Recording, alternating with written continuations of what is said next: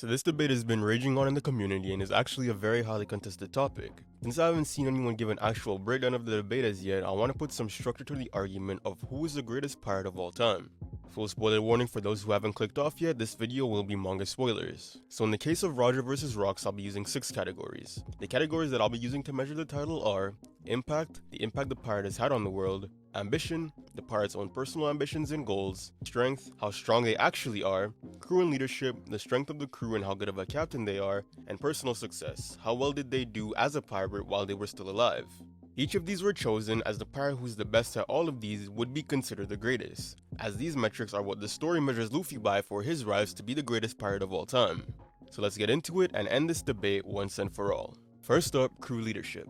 Roger takes leadership by default. I don't think there's any debate. His crew loved him, worked together, and followed him out of loyalty, not fear. Roger's crew has the same dynamic as the Straw Hats, which are literally the best crew in the series as far as dynamics is concerned. His crew would be willing to fight to the death or sacrifice their own dreams for him, which is what makes a great pirate great in the first place. His crew is full of powerhouses, even sporting 2 Conqueror's Hockey users, 3 if you count Odin, and even their apprentices were valid as fighters as well. Rocks, on the other hand, would take the crew strength category by a long shot. Rocks' right and left hand men would go on to be Roger's greatest rivals. Then you add Big Mom, Kaido, and everyone else who we're told are monsters, you literally get a super team of pirates. While his crew was strong, however, they constantly fought, didn't cooperate, and many wanted him dead. Despite this, however, he was able to rein them all in to follow him despite them saying otherwise. They still did what Rocks told them to do, and even though they were sailing for their own dreams, they sailed on the Rocks Pirates. Although he's not a great leader, the fact he held a crew like that together for several years does show he definitely has leadership qualities. Despite how good of a leader he could have been, however, his greatness as a pirate is hindered by the fact that his crew members didn't actively want his dream to come true. If all the Rocks pirates were brought into Rocks even half as much as the Straw Hats or Roger pirates were, they would dominate the entire One Piece world, and if we assume they betrayed Rocks on God Valley, he might have actually won that battle if they were loyal to him. Roger's leadership qualities, as well as his ability to draw people to him, is a mark in his favor as the greatest pirate in the story, so the score for right now is 1-0. Next is going to be ambition. Roger's dream is unknown as of right now, but he did sail the seas and live free. He found Laugh Tale and the One Piece, but he, as far as we know, wasn't actively sailing with that goal in mind. Roger seems to be the kind of guy that just keeps sinking his shots despite not caring whether he wins or loses. Until we learn what his actual dream was, we can't really say that he has had any ambitions as a sailor to use in a debate like this. Ambition is a very important thing in One Piece, as those with the greatest ambition will end up becoming great by extension. Characters like Big Mom, Shiki, Kaido, and Blackbeard, despite being physical powerhouses and monsters, wouldn't be where they are if they didn't have great ambition. Imagine if somebody like King had an ambition as great as Kaido's. He'd have started his own crew, gotten into more battles, and bloomed his hockey to an absurd degree, possibly becoming an emperor candidate. That's why Roger's ambition being unknown is a detriment to him. But what about Rocks? What did he want? Well, what he wanted was everything this world had to offer.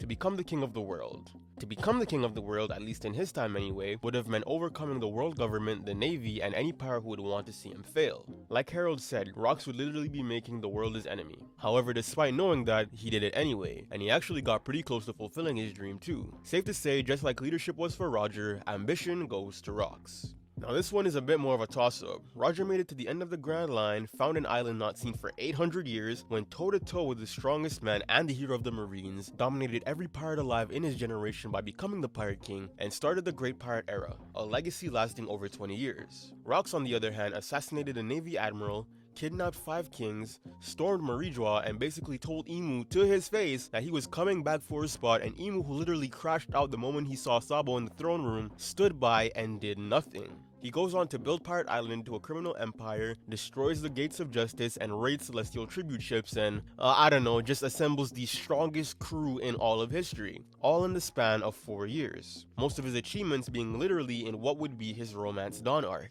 The difference between Roger and Rocks is that Roger was a sustained fire, while Rocks exploded much bigger and brighter, yet faded away just as fast. While Roger becoming Pirate King was immensely impressive, Rocks killing off an admiral would have triggered the Navy draft that got Garp, Sengoku, and Tsuru enlisted. Rocks literally created every great pirate and marine in Roger's generation, and was such a threat to the government that they literally had to wipe him from history, despite the fact that his infamy would have already been worldwide by the time God Valley had happened.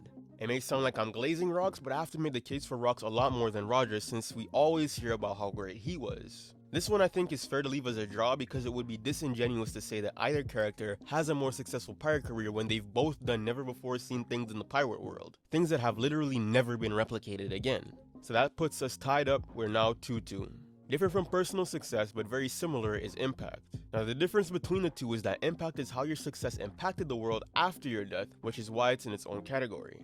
Roger inspired a generation of pirates and created the greatest pirates in the new/current generation through Shanks, Luffy, and Ace, as well as triggering the Great Pirate Era, a historic event that caused the biggest influx of pirates. An era so great that the whole world balance had to restructure itself just to stabilize it, creating the three great powers. Now this one seems like something that Rox can't possibly compete against. After all, he was erased from history and he died, so how could he possibly have any impact after his death? Rox's impact comes not from his own success, but his impact on his crew. His crew, which then go on to become some of the greatest pirates ever. Whitebeard, Big Mom, John, Kaido, Shiki, even Blackbeard. His ambition infected them all. Yes, all of them would have become great without him, but their greatness only truly skyrocketed after having met Rox. Remember, all these pirates were notorious before having met Rox, and that's how he found them in the first place. Rox's impact comes from his impact on his crew and Blackbeard, not anything he did directly, unlike what Roger did. We must also never forget that without Rox, there is no God Valley, no rise of Garp's legend, and possibly no current era of chaos with Blackbeard. If Xebec doesn't move, it's quite possible that Garp doesn't even join the Navy, depending on if the death of the Admiral influenced his decision to join or not. Despite all of that, however, I'd be lying if I said Roger's impact wasn't greater. Roger quite literally set the story of One Piece in motion. Roger's global influence wins out over Rox's role in shaping the top dogs of the world. So that would mean 3-2, impact goes to Roger. Roger is now back in the lead. Final category I'll be going over now is strength. From what we can see, Rox was for sure stronger than Roger at the point of God Valley and was considered the strongest of all the adversaries he faced during his lifetime. I'm going to keep this section very simple, and if you want to debate me on it, we can do that in the comments. If Garp is stated to have fought Roger to near death numerous times and Whitebeard is said to be his equal if not stronger than he is, then Rox, being the greatest of the three, should logically be stronger than Roger, who is quite literally dead even in terms of power with both Whitebeard and Garp. Xebec being stronger than Roger wouldn't be a downplay to Roger's greatness either, as unlike Luffy, Roger actually had numerous people in his generation who were comparable in strength with him. That's part of the reason why his legend is so great in the One Piece community, because despite the fact that there were others around who could have done it, and even some who probably would have done it sooner than Roger, he was the only one who was able to accomplish what he did. In my opinion, it's simple. Garp and Roger wouldn't have gotten much stronger after God Valley, as the only people they fight seriously past that point are each other. And hockey blooms don't just go on infinitely if you're fighting the same person over and over again. This is evidenced by the fact that Dory and Brogy were Mr. 3 victims after 100 years of near-death fighting.